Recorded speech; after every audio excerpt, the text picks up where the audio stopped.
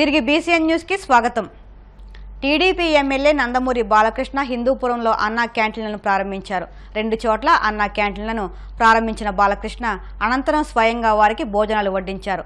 ఈ సందర్భంగా మహిళలతో ముచ్చటించారు. అనంతరం మీడియాతో మాట్లాడిన బాలకృష్ణ అన్నా క్యాంటీన్లను పునఃప్రారంభించడం ఎంతో ఆనందంగా ఉందన్నారు. అన్నా క్యాంటీన్లను ప్రారంభించి నాన్న పేరు స్మరించుకోవడంతో బాలకృష్ణ ఎమోషనల్ అయ్యారు. ఆర్థిక పరిస్థితి ఎలా ఉన్నా కూడా సంక్షేమ పథకాలను అమలు చేస్తామని స్పష్టం చేశారు.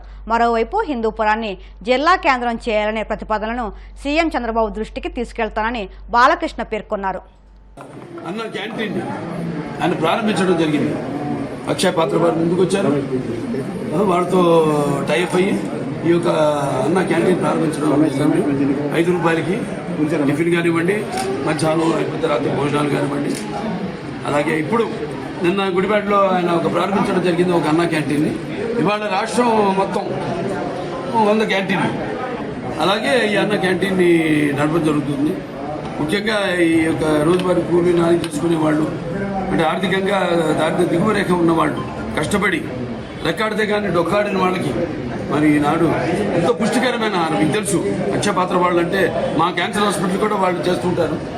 సో వాళ్ళ ఎంత నాణ్యంగా ఉంటుందో వాళ్ళ అలాగే ఎంత పౌష్టిక ఆహారం, అంత పౌష్టికంగా ఉంటుంది ఐటమ్స్ అన్నీ కూడా. సో ఈ మళ్ళీ తిరిగి తీసుకురావడం, అన్న క్యాంటీన్ని మళ్ళీ పునఃప్రతిష్ఠ చేయడం,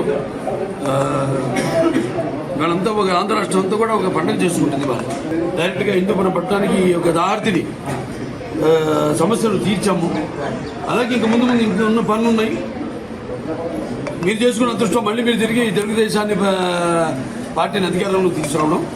సో ఇవాళ అన్ని పనులు చంద్రబాబు నాయుడు గారికి మన హిందూపురం అంటే ఒక ప్రత్యేకమైన అభిమానం.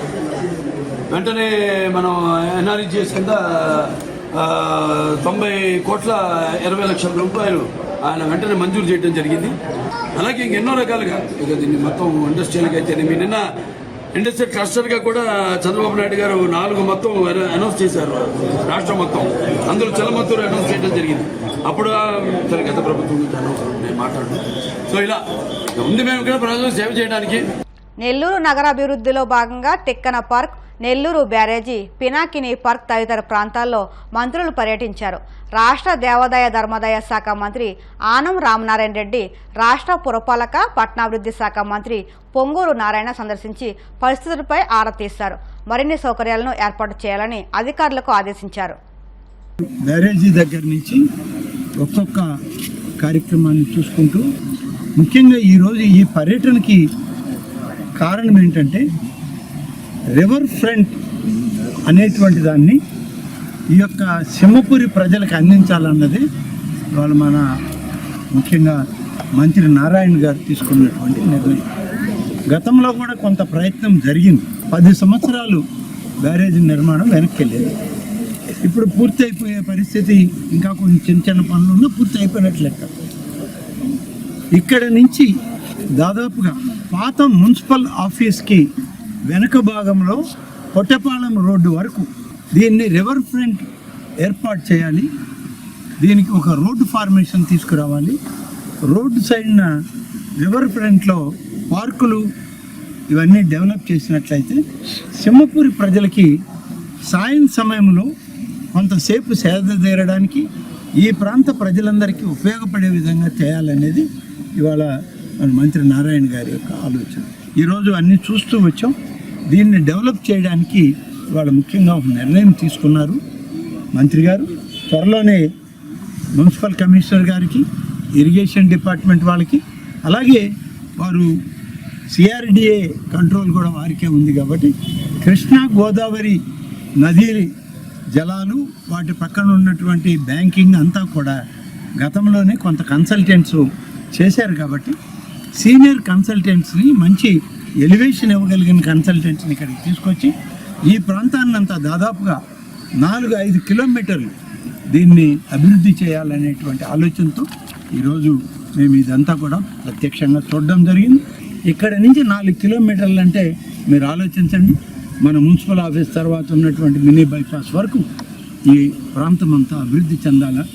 అభివృద్ధిలో ఈ ప్రాంత ప్రజలందరూ సుఖ సంతోషాలతో ఉండాలి అనేది ఇవాళ మన ప్రభుత్వం యొక్క ఆలోచన. గౌరవ ముఖ్యమంత్రి గారి ఆదేశాలు కూడా అలాగే ఉన్నాయి. వీటన్నిటితోటి ఇవాళ మున్సిపల్ శాఖ మంత్రిగా నారాయణ గారు రావడం మనందరికీ సంతోషించదగిన విషయం. వారు తీసుకునేటువంటి నిర్ణయాలతో అందరం కలిసి ముందుకు సాగుదాం, ఈ ప్రాంతాన్ని అభివృద్ధి చేస్తాం. ఆంధ్రప్రదేశ్లోని బాపట్ల జిల్లా అద్దంకి సమీపంలో రోడ్డు ప్రమాదం చోటు చేసుకుంది. అర్ధరాత్రి ప్రాంతంలో ఆర్టీసీ బస్సు బోల్తా పడింది. దీంతో అందులో ప్రయాణిస్తున్న 20 మందికి గాయాలయ్యాయి. ఆ రూట్లో వెళుతున్న వాహనదారులు ఈ ప్రమాదం గురించి పోలీసులకు సమాచారం అందించారు. దీంతో హుటాహుటిన ఘటనా స్థలానికి చేరుకున్న పోలీసులు సహాయక చర్యలు చేపట్టారు.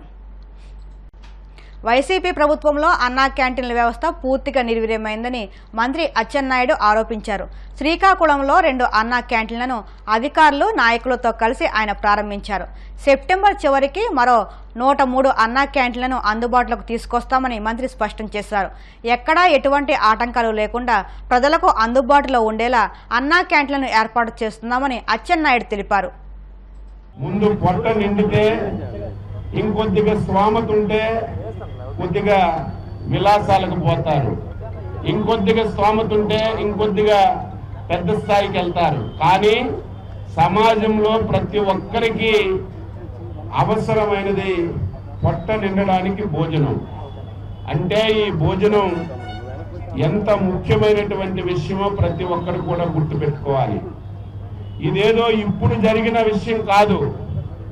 స్వాతంత్రంలో డొక్కా సీతమ్మ గారు, ఈరోజు గ్యాస్ పొయ్యిలు వచ్చాయి, సెంట్రలైజ్డ్ కిచెన్లు వచ్చాయి, ట్రాన్స్పోర్టేషన్ వచ్చింది, వంట చేసేటువంటి మనుషులు ఉన్నారు. ఆ రోజు ఎవరూ లేనటువంటి సమయంలో డొక్కా సీతమ్మ గారు గోదావరి నది దాటి వచ్చిన ప్రతి ఒక్కరికి భోజనం పెట్టి కడుపు నింపి ఈరోజు అన్నదానంలో వీర మహిళగా మిగిలినటువంటి వ్యక్తి డొక్కా సీతమ్మ గారు. కాలక్రమేణా 1982లో విశ్వవిఖ్యాత నట సార్వభౌముడు నందమూరి తారక రామారావు గారు తెలుగుదేశం పార్టీ పెట్టి అధికారంలోకి వచ్చారు. అధికారంలోకి వచ్చిన తర్వాత రాష్ట్రం నుంచి దేశం నుంచి చాలా మంది ప్రఖ్యాతిగాంచినటువంటి శ్రీ వెంకటేశ్వర స్వామి ఆలయానికి తిరుపతికి వస్తున్నారు. వారికి భోజనం అందించాలి, భోజన సదుపాయం కల్పించాలని ఎన్టీ రామారావు గారు 1983లోనే అన్నదాన ట్రస్ట్ ప్రారంభించి ఆ ట్రస్ట్ తిరుపతిలో వచ్చిన ప్రతి భక్తుడికి 3 పూటలు అన్నం పెట్టి చరిత్ర సృష్టించారు. ఎవరైతే కష్టపడినటువంటి కార్మికుడు భోజనం లేకుండా ఇబ్బంది పడుతున్నారు వారందరికీ 3 పూటల భోజనం పెట్టాలని మన నాయకుడు శ్రీ నారా చంద్రబాబు నాయుడు గారు అన్నా క్యాంటీన్లు ప్రారంభించిన విషయం ఈ సందర్భంగా గుర్తు చేస్తున్నాను. అల్లూరి జిల్లా పెదబయలు మండలంలో హృదయ విదారక ఘటన చోటు చేసుకుంది. మండలంలోని బొంగారం పంచాయతీలోని కుంబుర్లకి చెందిన గంగమ్మ అనే మహిళ విశాఖ కేజీహెచ్లో ఈ నెల 14 చేరి ఆరోగ్య పరిస్థితి విషమించి చనిపోయింది. దీనితో మృతదేహాన్ని కేజీహెచ్ నుంచి అంబులెన్స్లో తెచ్చి బొంగారంలో దించేసి వెళ్లిపోయారు. దీనితో రోడ్డు సౌకర్యం లేక గిరిజనులు 4 కిలోమీటర్ల మేర డోలిపై కుంబుర్ల గ్రామానికి మోసుకెళ్లారు. సరైన రోడ్డు లేకపోవడం వల్లే తమకు ఈ సమస్య తలెత్తుందని బాధిత కుటుంబం వాపోయింది. పరిస్థితి ఇంటి నుంచి బయటకి తేలే పరిస్థితి లేదు. మధ్యగారికి వెళ్ళాలన్నా 2 కాలువలు దాటాలి. ఢీ కొత్తూరు దాకా అక్కడ నుంచి కొంచెం రోడ్ ఉంది. అక్కడ నుంచి మనం ఏ తీసుకెళ్లాలన్నా మనిషి మీద డోల్ మోత ప్రెగ్నెన్సీ వాడు హాస్పిటల్ డెలివరీకి వెళ్ళాలన్నా డోల్ మోతలతోనే తీసుకెళ్లాలి. ఇప్పుడు ఆల్రెడీ వైజాగ్ కేజెస్ లో మరి వంతల్ గంగమ్మ అనే ఆవిడ చనిపోయింది. అక్కడ నుంచి నైట్ 12:30కి అంబులెన్స్ ఎత్తి దగ్గర నుంచి ఇప్పుడు 5:30 నిమిషాలకి ఢీ కొత్తూరు సెంటర్ లో దించింది. అక్కడ నుంచి మేము మరి ఇలాగే పట్టుకెళ్లడం అవుతుంది. వార్తలు ముగించే ముందు ముఖ్యాంశాలు మరొక్కసారి. మంగళగిరి నియోజకవర్గంలో 2 చోట్ల అన్నా క్యాంటీన్ల ప్రారంభం. ముఖ్య అతిథిగా హాజరైన మంత్రి నారా లోకేష్.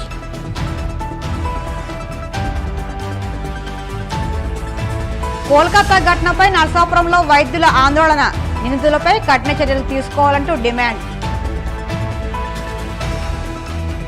జగన్ పాలన కంటే చంద్రబాబు పాలనే బాగుందన్న మాజీ ఎంపీ చింతా మోహన్. రాష్ట్రాన్ని దోచుకోవడం వల్లే కేంద్రాన్ని అప్పు అడగాల్సి వస్తుందని ఆరోపణ. బాపట్ల జిల్లా అద్దంకిలో ఆర్టీసీ బస్సు బోల్తా. 20 మంది ప్రయాణికులకు గాయాలు. ఈ వార్తలు ఇంతటితో సమాప్తం. మరిన్ని వార్తల కోసం BCN digital YouTube channel, Facebook పేజీని ఫాలో అవ్వండి. అప్డేట్ వార్తల కోసం ప్లీజ్ సబ్స్క్రైబ్.